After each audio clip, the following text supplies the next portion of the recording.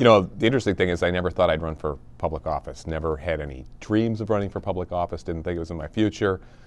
Would have never occurred to me until I moved to this area, which is about 5 years ago. I love it. I plan to live here for the rest of my life. I sort of naturally got involved with the neighborhood association. I was a member of the board. And then after being here for a couple of years, you get to know folks in the neighborhood.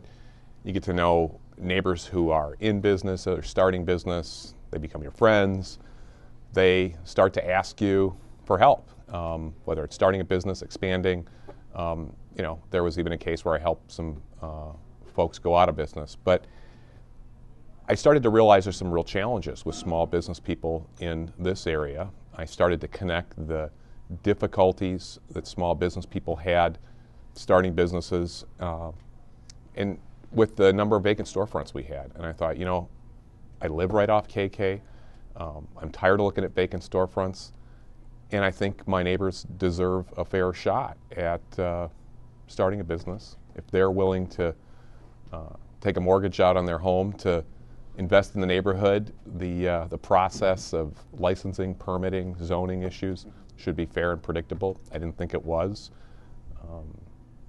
I watched and learned about the current environment for a couple of years and then realized it probably wasn't going to change unless someone new came in and decided to throw my hat in the ring. One of the other questions I had is I noticed that you have argued for more transparency in property tax records, more specifically as far as school, what percentage of money is going to voucher system versus MPS. Should you talk a little bit about how that came on your radar? You know, as a general rule, I think more transparency is better. And when this issue came up, as an advocate of public education in Milwaukee, and my neighbors, my teachers who are neighbors, I thought this was a good way of letting people know what they pay for. There's been a lot of talk, obviously, in the last year or so about education, about where our tax dollars are being spent, and there's been a move with the lifting of the income limits on voucher schools to take more of our public education tax dollars and ship them to projects, frankly, that are going to fund or line people's pockets that don't even live in Milwaukee. All that does is enrich somebody who might be running an online charter school somewhere or voucher school, and make it tougher for local teachers. I think we've got a crisis in public education funding. We need to make sure we're properly funding it. We have a right to know where our dollars are going, and so I thought that was a great idea. I guess the last question I would have that kind of shoot us on a direction is, in the last couple of years, and we may have touched on this in the beginning, but what do you see as a role that, as an alderman, what kind of projects could you sort of steer towards, and is there anything that you can think of recently that you maybe have steered away from in the area? Is there anything, let me rephrase that, is there anything that maybe, are there any mistakes that are big enough that you feel like either A, that you try to correct, or B, that you try not to make in the future? Now, are you asking like to critique the current alderman's performance, or? Yes and no. More of a general, this kind of situation is something I would try and avoid, maybe, or try and fix, or without getting. I don't want to turn it into a. Let me answer your question a little bit more generally. Sure. And one of the things that that I'm very proud of in this neighborhood is that we have some of the smartest, most passionate, well-educated, politically engaged people in the entire city here. And in general, I think that we are less engaged with what's going on in our neighborhood and what's going on at the city than we should be. And whether it's the incumbent or myself, I don't think we're the smartest guys in the neighborhood. And I think that we would be a lot better off if we paid a little bit more attention to what some of the really smart folks in the neighborhood thought we should be doing. And tried less to do top-down planning and micromanaging in this neighborhood. The people in this neighborhood don't need to be controlled. They don't need to be micromanaged. They don't need to be told what's good for them. They're perfectly happy with coming up with some of those ideas themselves. I look at some of the best projects that have been most successful in the neighborhood. Farmers Market, Chill on the Hill, these are extraordinary community events, and they had nothing to do with government. I look at issues such as, public education.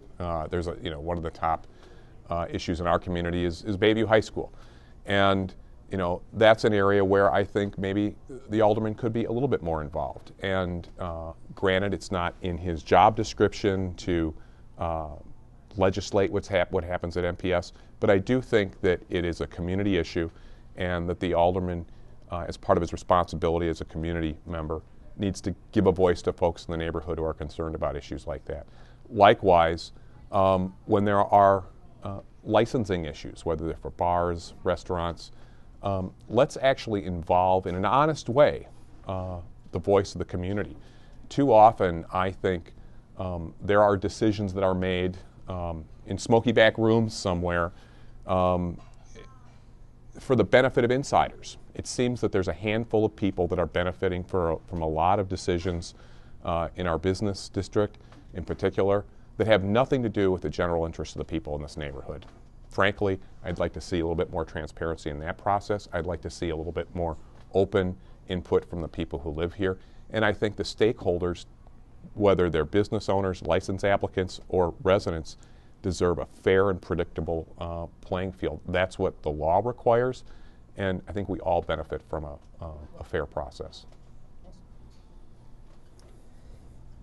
So you were quoted in the Bayview Compass as saying that you're not a career politician. And my question is, how do you intend to, if elected, to stay above the fray, in a sense of, it's easy to say that when you're running for office for the first time, but if you are successful and then politics becomes your career, how do you stay out of, it's kind of what you just mentioned earlier, kind of the backdoor dealing, the inside dealing that is kind of naturally occurs in all sorts of government, even at a city level. So how do you intend to stay above that level, or that sort of institutionalized, dealing? I've got that question a lot. People ask, how are you going to keep from turning into the same kind of thing you're fighting against? I had a colleague who's very familiar with what's going on in government, and he said to me, Pierce,